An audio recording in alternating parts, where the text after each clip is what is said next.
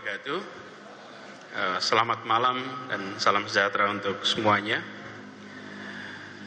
Baru saja kami dari seluruh jajaran Forum Koordinasi Pimpinan Daerah Pemprov DKI Jakarta atau Forkompimda menyelesaikan pembahasan terkait dengan pembatasan sosial berskala besar yang pada hari ini kita menerima surat keputusan Menteri Kesehatan Republik Indonesia. Kita semua menyadari bahwa persoalan penyebaran COVID-19 membutuhkan kerja semua pihak untuk bisa mengendalikan penyebaran ini. Karena penyebarannya dari orang ke orang. Itu sebabnya interaksi antar orang penting sekali untuk dibatasi. Malam hari ini seluruh jajaran Forkompimda ini lengkap hadir di sini, ada Bapak Pangdam Jaya, Majen TNI Eko Margiono, kemudian Pak Kapolda Metro Jaya, Irjen Polisi Nana Sujana, kemudian Pangko Armada 1, Laksamana Muda TNI Muhammad Ali, Pangko Opsau Marskal Madya TNI Khairil Lubis, Kepala Kejaksaan Tinggi DKI Jakarta Bapak Dr. Asri Agung Putra, juga bersama kita tadi hadir Kabinda DKI Jakarta Brigjen TNI Cahyono Cahya, Kasgartap 1 Jakarta Brigjen TNI Safrudin, juga dan Lantamal 3 Brigjen TNI Marinir Hermanto, dan seluruh anggota gugus tugas percepatan penanggulangan COVID-19 di DKI Jakarta.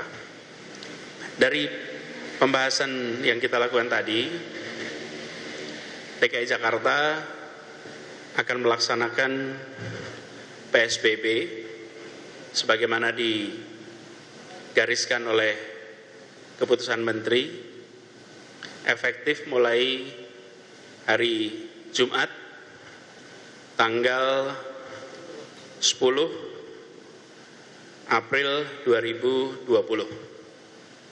Secara prinsip, tadi kami sudah bahas bersama, secara prinsip selama ini DKI Jakarta sudah melaksanakan pembatasan-pembatasan itu.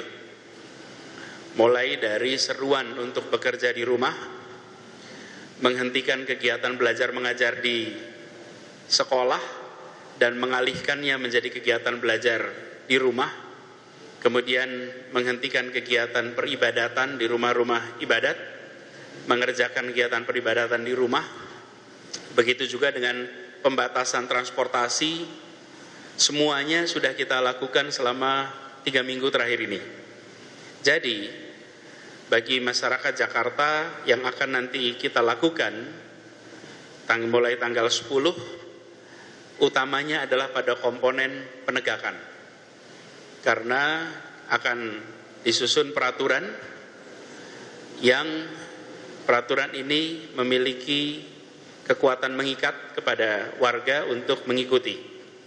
Jadi kita berharap pembatasan nantinya bisa ditaati, sekaligus menjadi pesan bagi semua bahwa ketaatan kita untuk membatasi pergerakan, membatasi interaksi itu akan sangat mempengaruhi kemampuan kita untuk mengendalikan virus ini.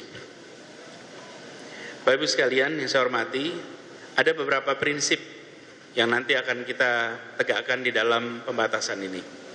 Pada intinya, kegiatan belajar akan terus seperti kemarin, tidak dilakukan di sekolah tapi dilakukan di rumah. Kemudian semua fasilitas umum tutup, baik itu fasilitas umum hiburan milik pemerintah maupun tempat hiburan milik masyarakat, taman, balai pertemuan, ruang air Petra, gedung olahraga, museum, semuanya tutup. Kemudian terkait dengan kegiatan sosial budaya, juga sama, kita akan membatasi itu. Pernikahan tidak dilarang, tetapi dilakukan di kantor urusan agama. Kemudian resepsi ditiadakan. Begitu juga dengan kegiatan-kegiatan perayaan lain seperti kegiatan ritual khitan, tapi perayaannya yang ditiadakan. Jakarta adalah kota pusat kegiatan perekonomian di Indonesia. Karena itu, dalam mengatur ini, kami membagi ada 3 sektor utama. Satu adalah pemerintahan. Pemerintahan terus menjalankan fungsinya. Pemprov DKI, kepolisian maupun TNI, semua tetap berjalan seperti biasa. Yang bisa bekerja dari rumah diatur oleh atasannya untuk bekerja dari rumah. Tapi pelayanan jalan terus, karena itu tidak ada yang tutup. Kemudian untuk dunia usaha, kita akan mengatur bahwa kegiatan perkantoran dihentikan kecuali beberapa sektor. Ada 8 pengecualian. Pertama adalah sektor kesehatan.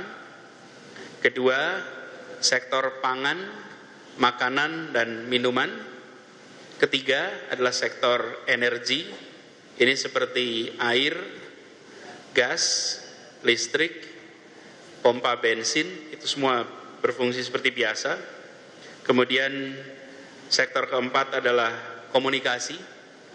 Ini komunikasi baik jasa komunikasi sampai media komunikasi, itu bisa berjalan. Kemudian yang kelima adalah sektor keuangan dan perbankan, termasuk pasar modal, itu semuanya berjalan seperti biasa. Kemudian kegiatan logistik, distribusi barang, itu berjalan seperti biasa, jadi tidak ini dikecualikan. Lalu yang ketujuh adalah kebutuhan keseharian, retail seperti warung, toko kelontong yang memberikan kebutuhan warga itu dikecualikan.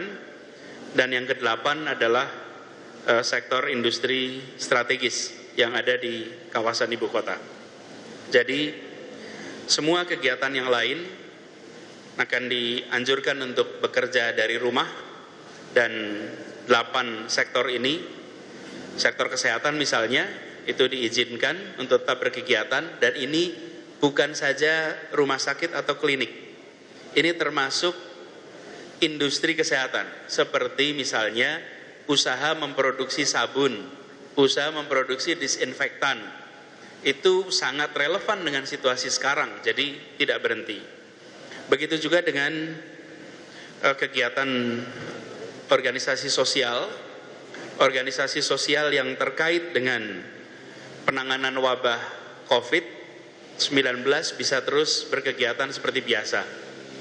Misalnya lembaga-lembaga pengelola zakat, kemudian lembaga pengelola bantuan sosial atau NGO di bidang kesehatan dan yang terkait dengan penanganan COVID itu bisa berkegiatan.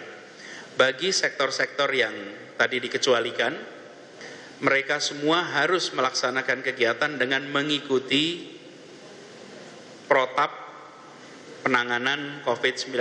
Artinya ada physical distancing, mengharuskan penggunaan masker, kemudian mengharuskan untuk ada fasilitas cuci tangan yang mudah dan melakukan cuci tangan yang rutin. Jadi protap itu dilakukan. Lalu terkait dengan transportasi. Transportasi umum di Jakarta akan dibatasi jumlah penumpang per kendaraan umum, akan dibatasi juga jam operasinya menjadi jam 6 pagi hingga jam 6 sore. Ini berlaku untuk semua kendaraan umum yang beroperasi di Jakarta. Kemudian yang terkait dengan tanggung jawab pemerintah, Pemprov DKI Jakarta nanti bersama juga pemerintah pusat akan menyiapkan bantuan sosial kepada warga miskin dan rentan yang terdampak atas pelaksanaan PSBB ini dan yang terdampak atas kondisi perekonomian yang turun akibat wabah COVID-19. Jadi kami di Pemprov DKI bersama dengan jajaran TNI dan kepolisian, insya Allah mulai hari Kamis yang akan datang, lusa, akan mulai memfasilitasi distribusi sembako kepada masyarakat di kawasan-kawasan padat dan masyarakat yang memiliki kebutuhan. Jadi masyarakat miskin dan rentan miskin itu semua nanti kita akan distribusikan insya Allah mulai hari Kamis yang akan datang. Jadi dengan begitu kita berharap kebutuhan masyarakat yang miskin dan rentang miskin nanti bisa akan kita bantu. Di sisi lain kami meminta kepada seluruh masyarakat untuk mentaati ketentuan ini. Kita perlu menjaga sama-sama bahwa keselamatan seluruh warga akan sangat tergantung pada kedisiplinan kita melaksanakan pengurangan interaksi ini. Jadi penting sekali bagi semua untuk mentaati. Dan kami di Pemprov DKI dengan seluruh jajaran BUMD, khususnya yang terkait dengan kebutuhan-kebutuhan masyarakat, menyiapkan juga fasilitas lewat Pasar Jaya untuk belanja melalui jarak jauh. Dan ini sudah berjalan selama beberapa minggu di 105 pasar di seluruh Jakarta. Jadi kami berharap semua komponen masyarakat nantinya mentaati ketentuan. Yang kedua, kami akan ikut bantu bagi masyarakat miskin dan rentan miskin. Nah, peraturan sendiri insya Allah akan dikeluarkan secara resmi setelah dalam proses finalisasi. Mudah-mudahan besok peraturannya akan keluar secara resmi, tapi garis besar isinya adalah apa yang tadi kami sampaikan, bahwa semua kegiatan dilakukan di rumah kecuali 8 sektor yang tadi disebutkan. Di 8 itu yang kami akan izinkan untuk tetap berkegiatan. Ada satu catatan penting yang perlu diketahui semua, bahwa pada saat PSBB ini dilaksanakan, maka tidak diizinkan ada kerumunan di atas 5 orang di seluruh Jakarta. Kegiatan-kegiatan di luar ruangan maksimal 5 orang, di atas 5 orang tidak diizinkan. Dan kami akan mengambil tindakan tegas, jajaran Pemprov, kepolisian, dan TNI akan melakukan kegiatan penertiban dan juga memastikan bahwa seluruh ketentuan PSBB diikuti oleh seluruh masyarakat. Jadi kegiatan patroli akan ditingkatkan dan kami mengharap kepada seluruh masyarakat untuk mentaati. Ini bukan untuk kepentingan siapa-siapa, tapi ini untuk kepentingan kita semua. Kalau kita mentaati, insya Allah penyebaran virus COVID ini bisa kita kendalikan. Pemerintah, dalam hari ini Pemprov bersama dengan TNI dan polisi akan melakukan semua langkah dengan tegas. Kita tidak akan melakukan pembiaran dan kita tidak akan membiarkan kegiatan berjalan yang bila itu berpotensi terjadi penularan. Ini perlu saya garis bawahi, karena kepentingan kita semua adalah mengendalikan penyebaran COVID ini. Saya berharap seluruh komponen masyarakat memahami dengan baik dan mentaati dengan sebaik-baiknya. Demikian tadi, Bapak-Ibu sekalian, saudara sekalian, hasil pembicaraan dari gugus tugas di DKI Jakarta. Dan kita berharap mulai hari Jumat masyarakat mentaati, dan kita akan mensosialisasikan 2 hari ke depan, hari Rabu dan Kamis. Kita akan sosialisasi secara masif seluruh aturannya secara detail, dan harapannya nanti hari Jumat kita sudah bisa laksanakan sama-sama. Demikian penjelasan dari kami. Terima kasih. Assalamualaikum warahmatullahi wabarakatuh.